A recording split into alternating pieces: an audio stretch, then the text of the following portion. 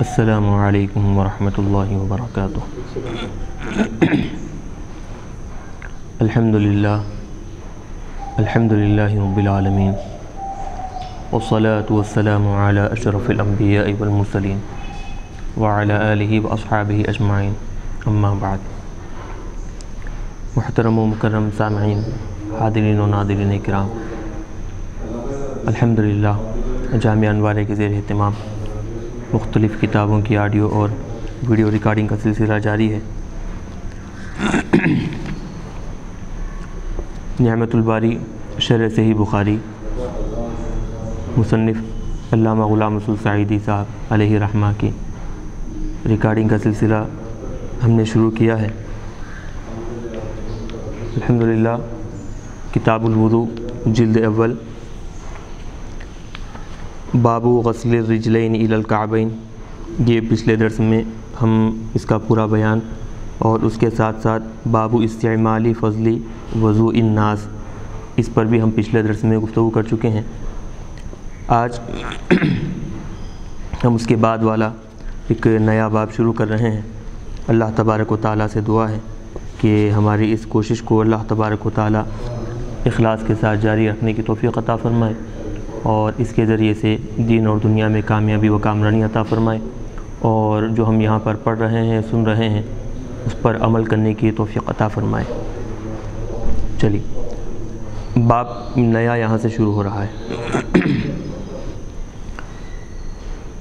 حدثنا عبد الرحمن بن یونس قال حدثنا حاتم بن اسماعیل عن الجعد قال سمعت السائب بن یزید یقول ذهبت بی خالتی إلى النبي صلى الله عليه وسلم فقالت يا رسول الله إن ابن أختي وجيع، فمسح رأسي ودعا لي بالبركة ثم توضأ فشربت من وضوئه ثم قمت خلف ظهره فنظرت إلى خاتم النبوة بين كتفيه مثل زر الحجلة۔ چلیے، امام بخاری علیہ الرحمہ روایت کرتے ہیں، ہمیں عبد الرحمن بن یونس نے حدیث بیان کی، انہوں نے کہا ہمیں حاتم بن اسماعیل نے حدیث بیان کی، از جعد انہوں نے کہا میں نے حضرت سائب بن یزید رضی اللہ عنہ سے سنا، وہ بیان کرتے ہیں کہ مجھے میری خالہ نبی اکرم صلی اللہ علیہ وسلم کے پاس لے گئیں اور عرض کیا یا رسول اللہ، بے شک میرے بھانجے کے سر میں درد ہے، آپ نے میرے سر پر ہاتھ پھیرا اور میرے لیے برکت کی دعا کی، پھر آپ نے وضو کیا، پھر میں نے آپ کے وضو کا پانی پیا، پھر میں آپ کی پشت کے پیچھے کھڑا ہو گیا، پھر میں نے آپ صلی اللہ علیہ وسلم کے دونوں کندھوں کے درمیان مہر نبوت کو دیکھا جو چھپر کھٹ یعنی مسحری کی گھنڈی کی مثل تھی، یعنی چھپر کھٹ کہتے ہیں ایک تخت پلنگ جس کو سجایا گیا ہو، اور گنڈی جو عموماً لباس وغیرہ میں پہنتے ہیں گول قسم کی، تو وہ بتا رہے ہیں، تو اس کی گنڈی کی طرح گنڈی کی مثل تھی۔ باب کے عنوان کے ساتھ اس حدیث کی مطابقت اس جملے میں ہے، میں نے آپ کے وضو کے پانی سے پیا، یعنی وہ پانی جو آپ صلی اللہ علیہ وسلم کے اعضائے شریفہ سے لگ کر قطرات کی صورت میں گرا،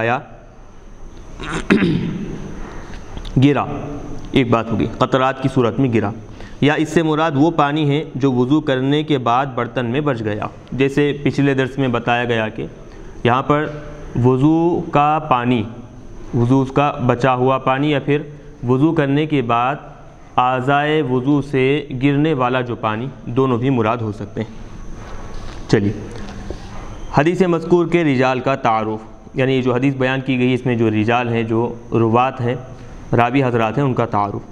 پہلے راوی ہیں حضرت عبد الرحمن بن یونس ابو مسلم البغدادی، یہ حفاظ حدیث میں سے ہیں، سن 224 ہجری میں وفات ہوئی۔ دوسرے راوی ہیں حاتم بن اسماعیل الکوفی، یہ مدینے میں رہے اور ہارون رشید کی خلافت میں مدینے میں سن 186 ہجری میں فوت ہو گئے۔ تیسرے راوی ہے الجعد بن عبد الرحمن المدنی الکندی، ان کو تصغیر کے ساتھ جعید کہا جاتا ہے۔ چوتھے راوی ہیں حضرت سائب بن یزید رضی اللہ عنہ، انہوں نے کہا جب میری عمر 7 سال کی تھی تو میری والدہ نے مجھے حجۃ الوداع میں رسول اللہ صلی اللہ علیہ وسلم کے ساتھ حج کرایا۔ انہوں نے 5 احادیث روایت کی ہیں اور ان سب کو امام بخاری نے روایت کیا ہے۔ یہ سن 51 ہجری میں مدینہ منورہ میں فوت ہو گئے تھے۔ چلیے اب اس حدیث میں دیکھیں، ایک تو بات مفہوم جیسے پیچھے بتایا گیا ہے کہ وضو کا بچا ہوا پانی اس کے بارے میں، اور دوسری بحث ہے اس میں مہر نبوت کے بارے میں۔ تو بتا رہے ہیں مہر نبوت کا معنی اور مفہوم۔ اس حدیث میں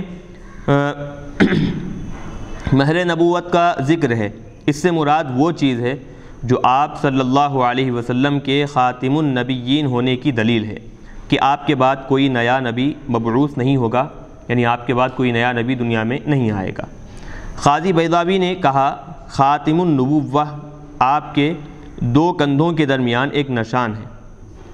کتب متقدمہ یعنی پہلے والی جو آسمانی کتابیں ہیں، تورات، زبور، انجیل وغیرہ، تو ان میں اس کی صفت بیان کی گئی ہے، یعنی یہ مہر نبوت کی صفت بیان کی گئی ہے۔ اور مہر نبوت اس بات کی علامت ہے کہ آپ وہی نبی ہیں جس کا آسمانی کتابوں میں وعدہ کیا گیا تھا۔ چلیے یہ حدیث تو ہوئی، اب آگے بتا رہے ہیں مہر نبوت کے متعلق متعدد روایات، یعنی یہی نہیں بلکہ اور کئی روایتوں میں مہر نبوت کا تذکرہ ملتا ہے۔ اس حدیث میں بیان ہے کہ آپ کی مہر نبوت چھپر کھٹ کی گنڈی کے مثل تھی۔ اس کے متعلق اور بھی روایات ہیں۔ حضرت جابر بن سمرہ رضی اللہ عنہ بیان کرتے ہیں کہ میں نے رسول اللہ صلی اللہ علیہ وسلم کی پشت میں مہر نبوت کو دیکھا، وہ کبوتر کے انڈے کی طرح تھی۔ عمر بن اخطب انصاری بیان کرتے ہیں مجھ سے رسول اللہ صلی اللہ علیہ وسلم نے فرمایا اے ابو زید قریب آؤ اور میری پشت پر ہاتھ پھیرو۔ میں نے آپ کی پشت پر ہاتھ پھیرا تو میری انگلیاں مہر نبوت پر تھیں۔ راوی نے پوچھا مہر نبوت کیسی تھی؟ انہوں نے کہا وہ بالوں کا گچھا تھا۔ ابو نضرہ بیان کرتے ہیں کہ میں نے حضرت ابو سعید خدری رضی اللہ عنہ سے مہر نبوت کے متعلق سوال کیا تو انہوں نے کہا وہ آپ کی پشت میں ابھرا ہوا گوشت کا ٹکڑا تھا۔ حضرت عبداللہ بن سرجس رضی اللہ عنہ بیان کرتے ہیں کہ میں رسول اللہ صلی اللہ علیہ وسلم کے پاس آیا، اس وقت آپ اپنے اصحاب کے ساتھ بیٹھے ہوئے تھے۔ میں گھوم کر آپ کے پیچھے آ گیا، آپ سمجھ گئے کہ میرا کیا ارادہ ہے۔ آپ نے اپنی پشت سے چادر گرا دی تو میں نے آپ کے دونوں کندھوں کے درمیان ملی ہوئی انگلیوں کے مجموعے کی طرح مہر نبوت دیکھی، یعنی ملی ہوئی جیسے اس انداز میں دونوں ملی ہوئی انگلیوں کے مجموعے کے طرح، یعنی اس انداز میں یہ جو انگلیاں ملی ہوئی ہیں ان کا جو مجموعہ ہے اس کی طرح مہر نبوت دیکھی۔ اس کے گرد تل تھے جو چنے کے برابر مسے تھے۔ چلیے بتا رہے ہیں کہ ایک تو مہر نبوت ہے اور اس کے اطراف و اکناف میں تل کی طرح کچھ مسے جسے کہا جاتا ہے تو وہ اطراف میں تھے۔ چلیے بتا رہے ہیں مہر نبوت کے متعلق متعدد روایات کا حاصل۔ قاضی عیاض بن موسیٰ مالکی نے کہا ہے کہ مہر نبوت کی متعدد تفسیریں ہیں۔ حضرت صائب بن یزید نے کہا وہ چھپر کھٹ کی گنڈی کی طرح ہے۔ حضرت جابر بن سمرہ نے کہا وہ کبوتر کے انڈے کی طرح ہے۔ حضرت عمر بن اخطب نے کہا وہ بالوں کے گچھے کی طرح ہے۔ حضرت ابو سعید خدری رضی اللہ عنہم نے کہا وہ گوشت کے ابھرے ہوئے ٹکڑے کی طرح ہے، اور حضرت عبداللہ بن سرجس نے کہا وہ چنے کے برابر مسوں کے مجموعے کی طرح ہے، اور ان سب کا معال ایک ہی ہے کہ وہ کبوتر کے انڈے کے برابر ابھرا ہوا گوشت تھا۔ علامہ یحییٰ بن شرف نووی نے بھی قاضی عیاض کی عبارت کا خلاصہ نقل کیا ہے۔ چلیے مہر نبوت کی حکمت کیا ہے بتا رہے ہیں۔ علامہ بدر الدین محمود بن احمد عینی حنفی لکھتے ہیں جب نبی اکرم صلی اللہ علیہ وسلم کے قلب میں ایمان اور حکمت کو بھر دیا گیا جیسا کہ احادیث صحیحہ میں ہے تو اس پر مہر لگا دی گئی، جیسا کہ جو برتن مشک اور موتیوں سے بھرا ہوا ہو تو اس پر مہر لگا دی جاتی ہے تاکہ اس مہر کی وجہ سے دشمن اس برتن تک رسائی نہ حاصل کر سکے۔ کیونکہ جس چیز پر مہر لگا دی جائے وہ محفوظ ہو جاتی ہے۔ اللہ تعالیٰ نے دنیا میں کسی چیز کی حفاظت کی یہی تدبیر کی ہے، اور مہر کی وجہ سے کسی چیز کے متعلق انسانوں کا شک اور جھگڑا ختم ہو جاتا ہے اور اس کو یقین ہو جاتا ہے کہ یہ وہی چیز ہے۔ پس جب اللہ تبارک و تعالیٰ نے آپ صلی اللہ علیہ وسلم کے قلب میں مہر لگا دی تو آپ کا قلب مطمئن ہو گیا اور اس میں نور باقی رہا، اور قلب کی قوت پشت میں نافذ ہو گئی۔ پس آپ کے کندھوں کے درمیان کبوتر کے انڈے کے برابر ابھرا ہوا گوشت ظاہر ہو گیا۔ اسی وجہ سے میدان محشر میں آپ کا نمایاں ظہور ہوگا، اور تمام رسولوں میں سب سے پہلے آپ کو شفاعت عطا کی جائے گی، اور آپ مقام محمود پر فائز ہوں گے، کیونکہ اللہ تعالیٰ نے تمام انبیاء میں ثناء اور ساتھ ہی ساتھ سچائی کے ساتھ آپ کو مخصوص کیا ہے۔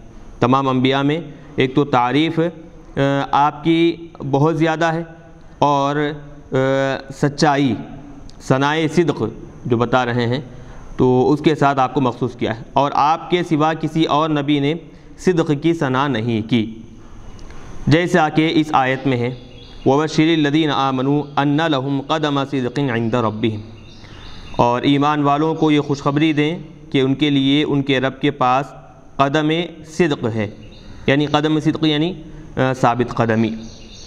آگے خود بتا رہے ہیں، حضرت ابو سعید خدری رضی اللہ عنہ نے اس آیت کی تفسیر میں کہا قدم صدق سے مراد سیدنا محمد صلی اللہ علیہ وسلم ہے، جو قیامت کے دن تمہاری شفاعت کرنے والے ہیں۔ اسی طرح حسن بصری، حضرت قتادہ اور زید بن اسلم نے اس آیت کی تفسیر کی ہے۔ چلیے، حضرت صائب بن یزید کا تذکرہ اور بعض دیگر مسائل۔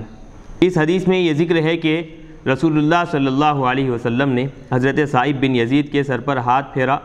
اس سے معلوم ہوا کہ بچوں کے سر پر ہاتھ پھیرنا چاہیے، اور حضرت صائب بن یزید سن 2 ہجری میں پیدا ہوئے اور حجۃ الوداع میں حاضر ہوئے تھے، اور جب نبی اکرم صلی اللہ علیہ وسلم تبوک سے آ رہے تھے تو یہ دوسرے بچوں کے ساتھ آپ کے استقبال میں ثنیۃ الوداع کی طرف نکلے تھے۔ حافظ بیہقی حضرت صائب بن یزید سے روایت کرتے ہیں کہ جب نبی اکرم صلی اللہ علیہ وسلم غزوہ تبوک سے مدینہ آئے تو لوگوں نے آپ کا استقبال کیا، میں بھی بچوں میں آپ کے ساتھ تھا۔ حضرت عائشہ صدیقہ رضی اللہ عنہا بیان کرتی ہیں کہ جب نبی صلی اللہ علیہ وسلم مدینہ پہنچے تو عورتیں، بچے اور بچیاں مل کر یہ گا رہی تھیں طلع البدر علینا من ثنیات الوداع وجب الشکر علینا ما دعا للہ داعی۔ میں کہتا ہوں کہ ہمارے علماء یہ کہتے ہیں کہ جب آپ مکے سے مدینہ آئے تھے اس وقت یہ اشعار پڑھے گئے تھے، لیکن ایسا نہیں ہے، بلکہ یہ اس وقت کا واقعہ ہے جب آپ غزوہ تبوک سے مدینہ پہنچے تھے۔ شیخ ابن قیم جوزی نے بھی اسی طرح لکھا ہے۔ انہوں نے مزید یہ لکھا ہے کہ جو شخص مکے سے مدینہ آئے تو اس راستے میں ثنیۃ الوداع نہیں ہے، یہ مقام اس راستے میں ہے جو کوئی شخص شام سے مدینہ آئے۔ حضرت صائب نے کہا میں نے آپ کے وضو کے پانی سے پیا۔ اس میں یہ دلیل ہے کہ وضو کا مستعمل پانی پاک ہے، اس سے مراد وہ پانی ہے جو آپ صلی اللہ علیہ وسلم کے اعضائے شریفہ سے لگ کر قطرات کی صورت میں گرا تھا۔ چلیے، وضو کے مستعمل پانی کے متعلق امام ابو حنیفہ کے قول کو حافظ ابن حجر کا رد کرنا۔ حافظ شہاب الدین احمد بن علی بن حجر عسقلانی شافعی اس حدیث کی شرح میں لکھتے ہیں امام بخاری علیہ رحمہ اس باب میں جو احادیث ذکر کی ہے ان سے استدلال کر کے وہ اس شخص کے قول کا رد کرنا چاہتے ہیں جو وضو کے مستعمل پانی کو نجس کہتا ہے، اور وہ ابو یوسف کا قول ہے۔ امام شافعی نے کتاب الام میں لکھا ہے امام ابو یوسف اور امام محمد نے اس قول سے رجوع کر لیا ہے، اور امام ابو حنیفہ علیہ رحمہ نے وضو کے مستعمل پانی کے متعلق 3 روایت آپ سے مروی۔ پہلی روایت یہ طاہر ہے لیکن مطہر نہیں ہے، دوسری نجاست خفیفہ کے ساتھ نجس، تیسری یہ نجاست غلیظہ کے ساتھ نجس، اور یہ احادیث امام ابو حنیفہ کا رد کرتی ہیں کیونکہ نجس چیز سے تبرک حاصل نہیں کیا جاتا اور نہ نجس چیز کو پیا جاتا ہے۔ حافظ بدر الدین عینی کا امام ابو حنیفہ کی طرف سے دفاع کرنا، یعنی اوپر حافظ ابن حجر عسقلانی وہ کیا کیے، امام اعظم ابو حنیفہ کا جو مسلک تھا، جو قول تھا، جو پہلے ذکر کیا گیا، اس پر اعتراض کیے۔ تو اب حافظ بدر الدین عینی جو کہ حنفی ہیں، شارح بخاری ہیں، وہ امام اعظم ابو حنیفہ کی طرف سے دفاع کر رہے ہیں۔ علامہ بدر الدین محمود بن عینی حنفی حافظ عسقلانی کی اس عبارت کا رد کرتے ہوئے لکھتے ہیں، میں کہتا ہوں اس قائل نے اس تشنیع سے امام ابو حنیفہ پر رد کا اظہار کیا ہے، اور اس کا رد بہت بعید ہے، کیونکہ جس پانی کو حضرت صائب نے پیا تھا ضروری نہیں کہ وہ وضو کا مستعمل پانی ہو، وہ وضو کے برتن میں بچا ہوا پانی بھی ہو سکتا ہے، اور اگر بالفرض یہ پانی وہ تھا جو آپ کے اعضائے شریفہ سے لگ کر گرا تھا تو امام ابو حنیفہ آپ کے مستعمل پانی کو نجس نہیں کہتے، اور وہ اس سے بری ہیں۔ وہ آپ کے مستعمل پانی کو نجس کیسے کہہ سکتے ہیں؟ وہ تو آپ کے پیشاب کو بلکہ آپ کے تمام فضلات کو طاہر کہتے ہیں۔ اس کے باوجود ہم بتا چکے ہیں کہ یہ صحیح نہیں ہے کہ امام ابو حنیفہ کے نزدیک وضو کا مستعمل پانی نجس ہے، کیونکہ فقہائے احناف کا فتویٰ اس قول پر ہے کہ وضو کا مستعمل پانی طاہر غیر مطہر ہے، لہٰذا اس معاند کا شور و شغب منقطع ہو گیا۔ چلیے، یہ دوسری جگہ ہے جہاں علامہ عینی نے یہ تصریح کی ہے کہ امام ابو حنیفہ کے نزدیک نبی صلی اللہ علیہ وسلم کے تمام فضلات طاہر ہیں، اور سخت حیرت ہے کہ شیخ انور شاہ کشمیری اور احمد رضا بجنوری نے لکھا ہے کہ مجھے ابھی تک عینی کی یہ عبارت نہیں ملی۔ باب مذکور کی یہ حدیث شرح صحیح مسلم جلد 6 صفحہ 805 پر موجود ہے، وہاں اس حدیث کی شرح نہیں کی گئی ہے، صرف 2 سطروں میں مہر نبوت کی مختلف احادیث میں تطبیق دی ہے۔ چلیے، باب یہاں پر ختم ہوا، اب یہاں سے نیا باب شروع کر رہے ہیں۔ باب من مضمض واستنشق من غرفۃ واحدۃ، جس نے ایک چلو پانی سے کلی کی اور ناک میں پانی ڈالا۔ باب سابق اور اس باب میں مناسبت یہ ہے کہ دونوں کا تعلق وضو سے۔ حدیث نمبر 151،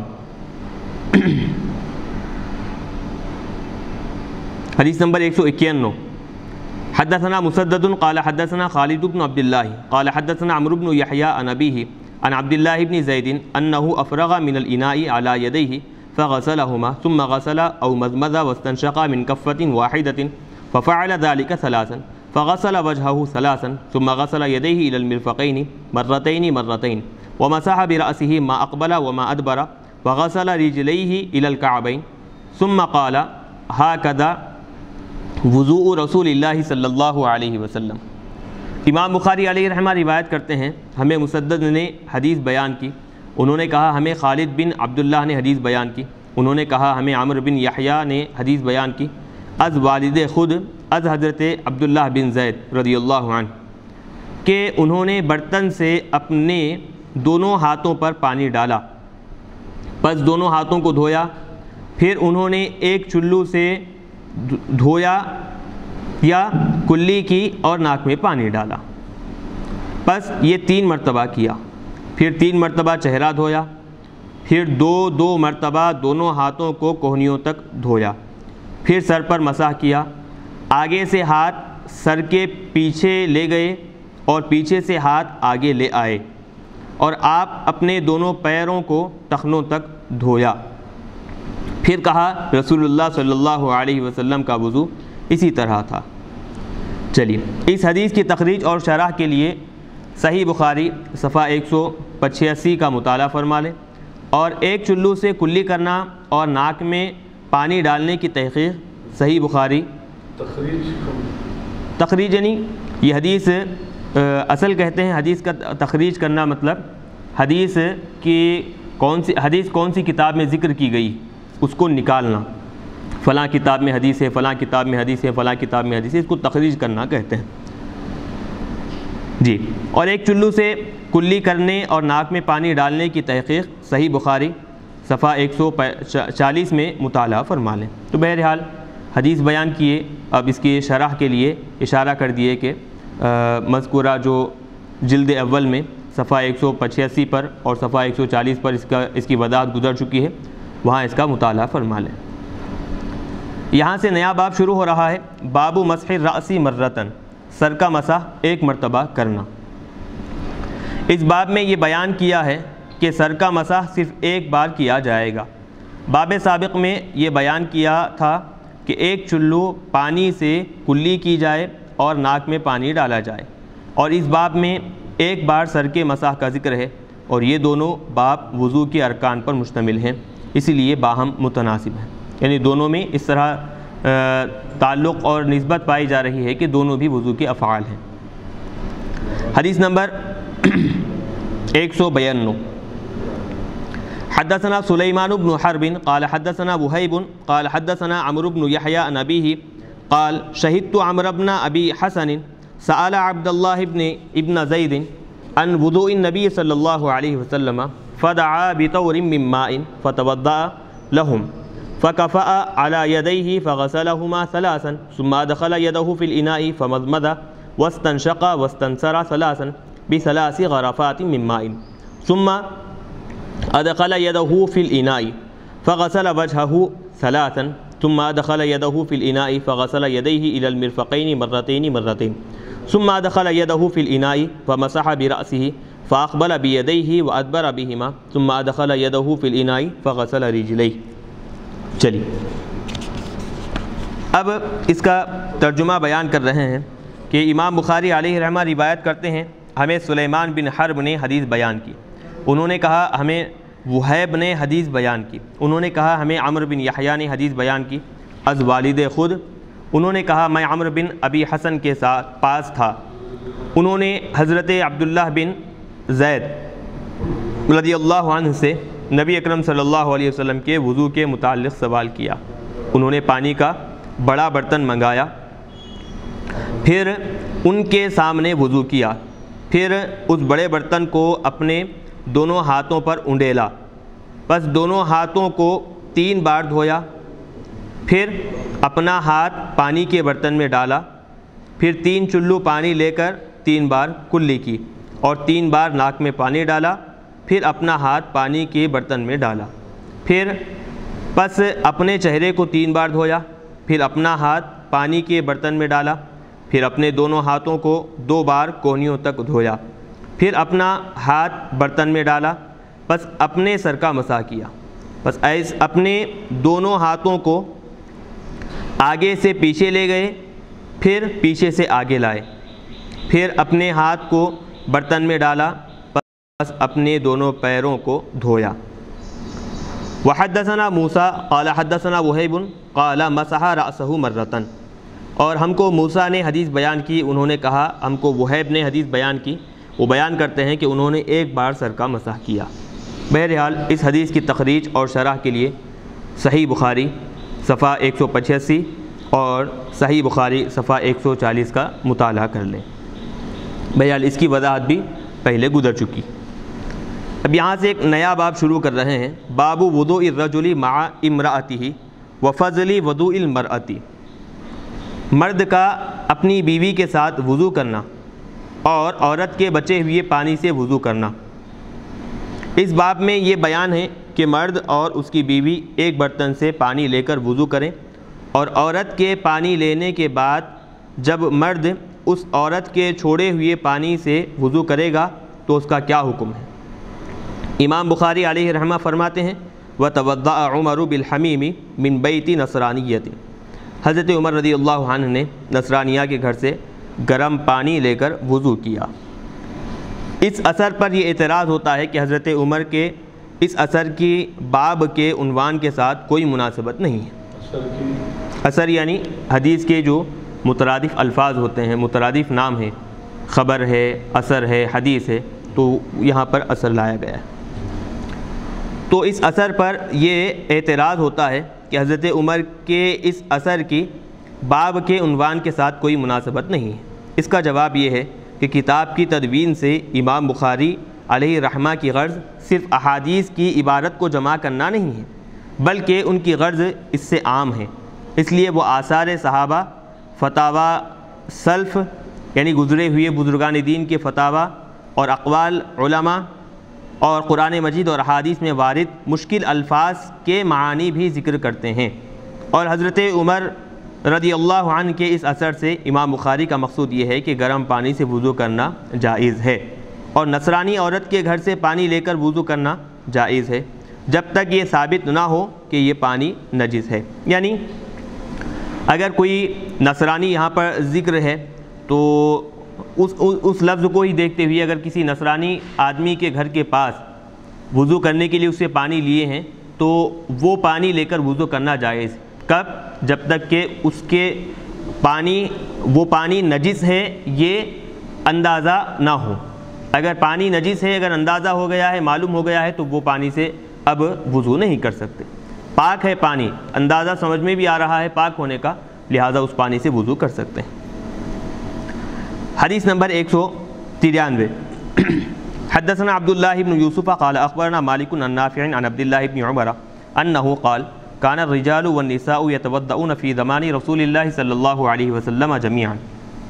امام بخاری علیہ رحمہ روایت کرتے ہیں، ہمیں عبداللہ بن یوسف نے حدیث بیان کی، انہوں نے کہا ہمیں امام مالک نے خبر دی از نافع از حضرت عبداللہ بن عمر رضی اللہ عنہما، انہوں نے کہا کہ رسول اللہ صلی اللہ علیہ وسلم کے زمانے میں مرد اور عورتیں اکٹھے وضو کرتے تھے۔ چلیے، اکٹھے یعنی ایک ساتھ وضو کیا کرتے تھے۔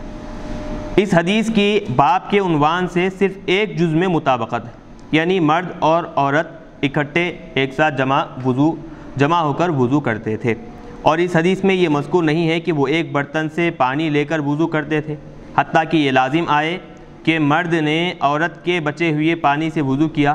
البتہ ایک اور حدیث میں یہ تصریح ہے، وہ حدیث کیا ہے؟ نافع بیان کرتے ہیں کہ حضرت ابن عمر رضی اللہ عنہ نے کہا کہ ہم اور عورتیں ایک برتن سے پانی لے کر رسول اللہ صلی اللہ علیہ وسلم کے عہد میں وضو کرتے تھے۔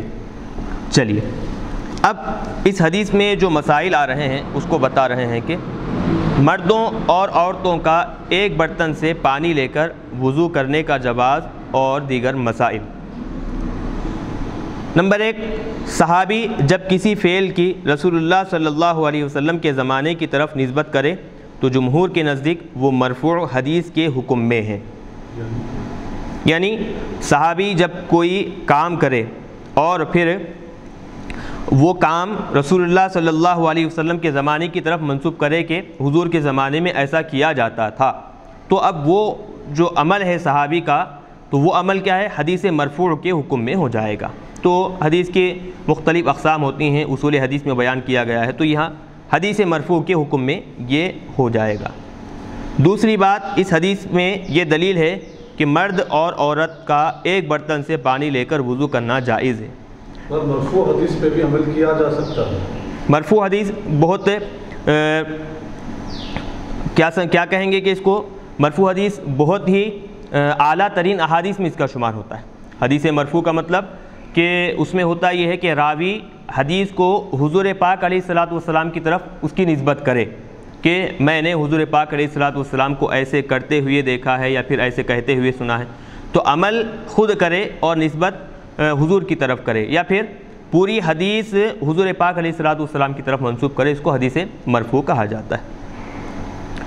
چلیے، تو دوسری بات بتا رہے ہیں، اس حدیث میں یہ دلیل ہے کہ مرد اور عورت کا ایک برتن سے پانی لے کر وضو کرنا جائز ہے، اور رہا عورت کے بچے ہوئے پانی سے وضو کرنا، تو امام شافعی علیہ رحمہ کے نزدیک مرد کا اس پانی سے وضو کرنا جائز ہے۔ یعنی عورت وضو کرنے کے بعد پانی اگر بچے رہ جائے تو بچے ہوئے پانی سے وضو کرنا شوہر کے لیے، مرد کے لیے امام شافعی علیہ رحمہ کے پاس جائز ہے بالکل۔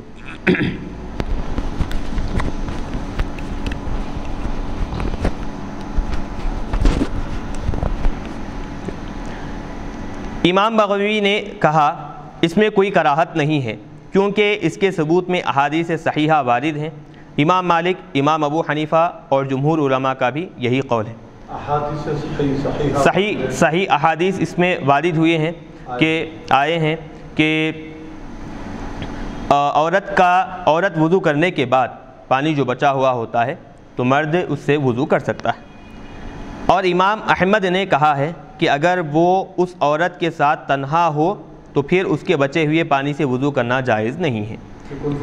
یہ امام احمد بن حنبل، یعنی مرد اور عورت دونوں الگ تنہا وضو کر رہے ہیں تو ایسے مقام پر چاہیے کہ پہلے مرد وضو کرے، اس کے بعد پھر عورت وضو کرے۔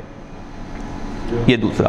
تیسرا مسئلہ بتاتے ہیں، مردوں اور عورتوں کے ایک برتن سے پانی لے کر غسل کرنے کے متعلق امام طحاوی اور علامہ قرطبی اور علامہ نووی نے یہ نقل کیا ہے کہ یہ جائز ہے، یعنی مرد اور عورت ایک برتن سے پانی لے کر غسل کرنے کے متعلق کیا ہے، وہ مذکورہ علماء کہتے ہیں کہ جائز ہے۔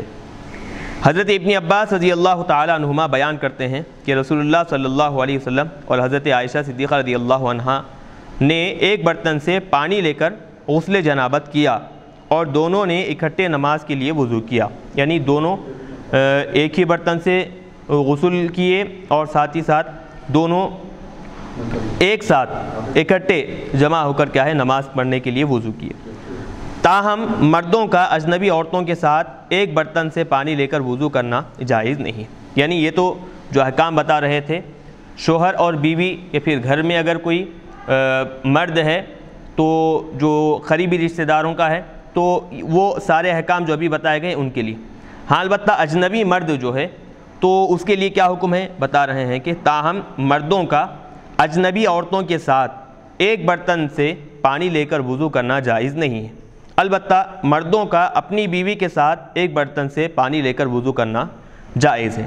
امام احمد بن حنبل رحمۃ اللہ، یہ آخر میں فیصلہ کن بات ہے، سب کے پاس ہے جو بتائے کہ گھر میں اگر بیوی کے ساتھ وضو کر رہے ہیں تو تقدیم و تاخیر، پہلے شوہر بعد میں بیوی اس انداز میں، یا پھر پہلے بیوی بعد میں شوہر اس انداز میں وضو یا پھر غسل کر سکتے ہیں ایک برتن سے۔ ہاں البتہ مرد ہیں اور مرد کیا کر رہے ہیں، اجنبی عورت کے ساتھ ایک ہی برتن سے پانی لے رہے ہیں، غسل کر رہے ہیں، وضو کر رہے ہیں، تو یہ کیا ہے جائز نہیں ہے، علماء کرام نے اس کو ناجائز قرار دیا ہے۔ تو مفتی صاحب یعنی بیوی کے ساتھ ساتھ محرم بھی شمار ہے اس میں، جیسا والدہ ہے، بہنیں ہیں، سگی بہنیں ہیں، یعنی جو محرم ہیں۔ جی جی، تو محرم کے ساتھ مطلب ایک برتن کے بچے ہوئے پانی سے وضو کیا جا سکتا ہے؟ جی ہاں، محرم یعنی صرف بیوی نہیں بلکہ بیوی کے علاوہ محرم بھی اس میں شامل ہیں۔ جی البتہ اجنبی عورت مانے غیر محرم جو عورتیں ہیں، جی ہاں، محرم عورتیں جی، تو ان کے بچے ہوئے پانی سے وضو کرنا جائز نہیں ہے، کیونکہ وہاں پر کیا ہے مرد اور زن کا اختلاط ہو جائے گا تو انتشار ہونے اور پھر کیا ہے فتنے کا اندیشہ ہے، تو لہٰذا اسی لیے یہ احتیاطی طور پر ناجائز قرار دیا گیا ہے۔ چلیے اب یہاں پر باب ختم ہوا، نیا باب ہم شروع کر رہے ہیں۔ باب سب النبی صلی اللہ علیہ وسلم وضوءہ علی المغمى علیہ، نبی اکرم صلی اللہ علیہ وسلم کا اپنے وضو کے پانی کو بے ہوش شخص پر ڈالنا۔ چلیے اب بتا رہے ہیں بے ہوشی، جنون اور نیند میں فرق یہ ہے کہ جنون میں عقل مسلوب ہو جاتی ہے، یعنی جنون جب طاری ہوتا ہے تو عقل پر کیا ہے بالکل مسلوب، اصل اس کے معنی آتے ہیں عقل چھین لی جاتی ہے، یعنی عقل کام نہیں کرتی جنون جب طاری ہوتا ہے۔ اور بے ہوشی میں عقل مغلوب ہو جاتی ہے، یعنی عقل تو اپنے ٹھکانے پر رہتی ہے لیکن وہ انسانی جسم پر غالب آ جاتی ہے، وہ انسانی جسم کیا ہے غالب آ جاتی ہے۔ تو بے ہوشی کا مطلب بے ہوشی عقل پر غالب آ جاتی ہے۔ تو دو چیزیں دیکھیں، ایک ہے عقل مسلوب ہونا یعنی عقل پوری کی پوری چلے جانا، اور عقل مغلوب ہونا یعنی کہ کوئی دوسری چیز کیا ہے عقل پر غالب آ جانا، یہ دوسری چیز۔ تو جنون میں عقل مسلوب ہوتی ہے اور پھر بے ہوشی میں عقل مغلوب ہوا کرتی ہے، اور نیند میں عقل مستور ہو جاتی ہے، یعنی عقل پر پردے پڑ جاتے ہیں نیند کی حالت میں۔ چلیے باب سابق کے ساتھ اس باب کی مناسبت یہ ہے کہ دونوں بابوں میں وضو کے بچے ہوئے پانی کا ذکر ہے۔ باب سابق میں یہ بتایا تھا کہ عورت کے وضو کے بچے ہوئے پانی سے وضو کرنا جائز ہے، اور اس باب میں یہ بتایا ہے کہ نبی اکرم صلی اللہ علیہ وسلم نے اپنے وضو کے بچے ہوئے پانی کو بے ہوش شخص پر ڈال دیا۔ چلیے حدیث نمبر 194، حدثنا ابو الولید قال حدثنا شعبة عن محمد بن المنکدر قال سمعت جابرا يقول جاء رسول الله صلى الله عليه وسلم يعودني وانا मरीद ला अक़िलु फ़तवद्दअ वसब्ब अलैया मिन वज़ूइही फ़अक़ल्तु फ़क़ुल्तु या रसूलल्लाह सल्लल्लाहु अलैहि वसल्लम लिमनिल मीरासु इन्नमा यरिसुनी कलालतुन फ़नज़लत आयतुल फ़राइज़। चलिए तर्जुमा बता रहे हैं। इमाम बुखारी अलैहि रहमा रिवायत करते हैं, हमें अबुल वलीद ने हदीस बयान की, उन्होंने कहा हमें शुअबा ने हदीस बयान की, अज़ मोहम्मद बिन मुनकदिर उन्होंने कहा मैंने हज़रत जाबिर रज़ियल्लाहु अन्हु को ये बयान करते हुए सुना कि रसूलुल्लाह सल्लल्लाहु अलैहि वसल्लम मेरी इयादत करने के लिए तशरीफ़ लाए। मैं उस वक्त बीमार था और मुझे होश नहीं था। आपने वज़ू किया और मुझ पर अपने वज़ू का पानी डाला तो मुझे होश आ गया। मैंने अर्ज़ किया या रसूलल्लाह मेरी विरासत किसको मिलेगी, मेरा वारिस तो सिर्फ़ कलाला होगा। फिर फ़राइज़ विरासत के अहकाम की आयत नाजिल हुई। चलिए हदीस मज़कूर के रिजाल का तारुफ़, यानी इस हदीस में जितने रुवात हैं उनका तारुफ़ कर रहे हैं। पहले रावी हैं इसमें अबुल वलीद तयालुसी हिशाम बिन अब्दुल मलिक, दूसरे हैं शुअबा बिन हज्जाज, इनका तारुफ़ हो चुका है। तीसरे हैं मोहम्मद बिन मुनकदिर तैमी, ये मशहूर ताबिई हैं, ये इल्म और ज़ुहद के जामिअ थे। मुनकदिर हज़रत आयशा सिद्दीक़ा रज़ियल्लाहु अन्हा के मामू थे। उन्होंने हज़रत आयशा से अपनी ज़रूरत का ज़िक्र किया तो हज़रत आयशा ने फरमाया मेरे पास जो पहली चीज़ आएगी मैं उसको तुम्हारे पास भेजूँगी। फिर हज़रत आयशा सिद्दीक़ा रज़ियल्लाहु अन्हा के पास 10,000 दिरहम आए, हज़रत आयशा ने वो उनके पास भेज दिए। उन्होंने इस रकम से एक बांदी ख़रीद ली और उससे मोहम्मद पैदा हुए जो बहुत इबादत गुजार और पुरसोच थे। ये 131 हिजरी में फौत हो गए थे। चौथे रावी हैं हज़रत जाबिर बिन अब्दुल्लाह रज़ियल्लाहु अन्हुमा, बहुत बड़े सहाबी हैं, इनका तारुफ़ पहले हो चुका है। बाब के उन्वान के साथ इस हदीस की मुताबिकत इस जुमले में है कि मुझे होश नहीं था, आपने वज़ू किया और मुझ पर अपने वज़ू का पानी डाला। चलिए इस हदीस में एक लफ्ज़ आया है कलाला और फ़राइज़, तो उसका क्या मतलब है, उसके क्या मानी हैं बता रहे हैं। इस हदीस में कलाला का लफ्ज़ है। कलाला उस शख्स को कहते हैं जिसका ना वालिद हो ना उसकी औलाद हो, यानी मय्यत का इंतकाल हो जाए, ना उसका वालिद बाहयात हो ना उसकी औलाद हो। और इस हदीस में विरासत और फ़राइज़ का लफ्ज़ है। फ़राइज़ से मुराद किताबुल्लाह में वारिसों के जो हिस्स मुक़द्दर हैं, यानी किताबुल्लाह में अल्लाह तबारक व तआला ने वारिसों के लिए जो हिस्से मुक़र्रर किए हैं उनको फ़राइज़ कहा जाता है। नबी सल्लल्लाहु अलैहि वसल्लम के वज़ू के पानी से शिफा और बरकतों का हुसूल। अल्लामा बदरुद्दीन आइनी ने कहा है कि इस हदीस में ये दलील है कि नबी अकरम सल्लल्लाहु अलैहि वसल्लम के मुबारक हाथों की बरकत हर बीमारी को ज़ाइल कर देती है। अल्लामा अब ज़ाइल करती, यानी हुज़ूर पाक अलैहिस्सलातु वस्सलाम के मुबारक हाथों से जो पानी लगा है तो उस पानी की बरकत से हर किस्म की बीमारी ज़ाइल और दूर हो जाती, ख़त्म हो जाती। अल्लामा अबुल हसन इब्न बत्ताल मालिकी लिखते हैं इस हदीस में सालिहीन के पानी पर दम करने और पानी को हाथ लगाने और उससे उनकी बरकत की तवक्कुअ का सबूत है। यानी जो लोग बुज़ुर्गान दीन के पास पानी ले जाकर दम कराते हैं या फिर बुज़ुर्गान दीन के हाथ से लगा हुआ पानी लेकर उससे बरकत हासिल करते हैं, और ये अक़ीदा होता है कि इनसे दम कराया हुआ पानी बरकत वाला होता है और इनके हाथ से लगा हुआ पानी बरकत वाला होता है, और ये जो उम्मीद और इसी तवक्कुअ रखते हैं तो इस हदीस में उसका सबूत भी मिलता है। हदीस नंबर क्या है मुफ्ती साहब? ये हदीस नंबर देखें, बुखारी शरीफ की हदीस नंबर ये 194 हदीस है। इसका मुख्तसर तर्जुमा फरमाइए दोबारा। पहले हम इसका खुलासा कर देंगे, उसके बाद फिर इस हदीस को फिर दोबारा हम इसका तर्जुमा करेंगे। देवबंदी शारिह सैयद अहमद रज़ा बिजनौरी लिखते हैं आ हज़रत सल्लल्लाहु अलैहि वसल्लम के दस्ते मुबारक की बरकत से हर इल्लत व मर्ज़ दूर हो जाती है। इल्लत यानी बीमारी दूर हो जाती है। नंबर 2, बुज़ुर्गों की रुक़या झाड़ फूँक वग़ैरह से भी फ़ायदा और बरकत हासिल हो सकती है। यानी बुज़ुर्गों के पास जो दम कराया जाता है तो उसका भी असर हुआ करता है, उससे बीमारियां दूर हुआ करती हैं।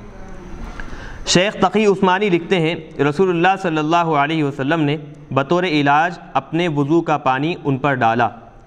पहले जो فضل النبی صلی اللہ علیہ وسلم آیا تھا وہ بطور تبرک تھا اور یہ بطور علاج ہے۔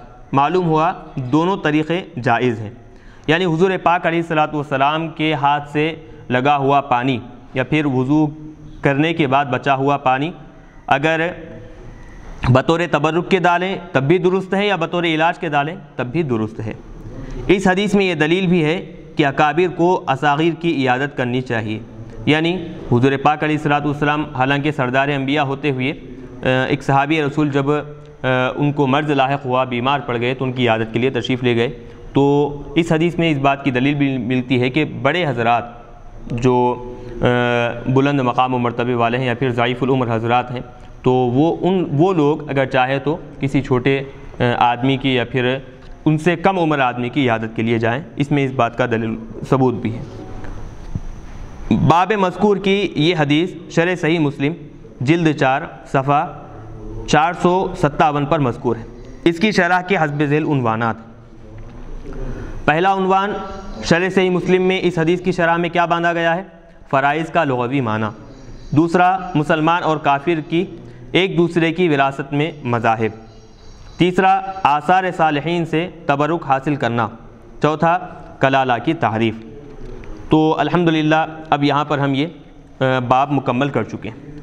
چونکہ بیان کیے بتایا گیا تھا کہ پھر ایک مرتبہ اس حدیث کا ترجمہ کریں تو ہم ترجمہ کریں گے کہ حضرت جابر رضی اللہ عنہ یہ بیان کرتے ہیں، راوی کہتے ہیں کہ میں نے حضرت جابر رضی اللہ عنہما کو یہ بیان کرتے ہوئے سنا کہ رسول اللہ صلی اللہ علیہ وسلم میری عیادت کے لیے تشریف لائے۔ میں اس وقت بیمار تھا اور مجھے ہوش نہیں تھا۔ آپ نے وضو کیا اور مجھ پر اپنے وضو کا پانی ڈالا تو مجھے ہوش آ گیا۔ میں نے عرض کیا یا رسول اللہ میری وراثت کس کو ملے گی؟ میرا وارث تو صرف کلالہ ہوگا۔ پھر فرائض یعنی وراثت کے احکام کی آیت نازل ہو گئی۔ چلیے اب یہ باب یہاں پر مکمل ہوا، اب ہم یہاں سے نیا باب شروع کر رہے ہیں۔ باب الغسل والوضوء فی المغضب والقدح والخشب والحجارت۔ مغصب اور پیالے اور لکڑی اور پتھر کے برتن میں غسل اور وضو کرنا۔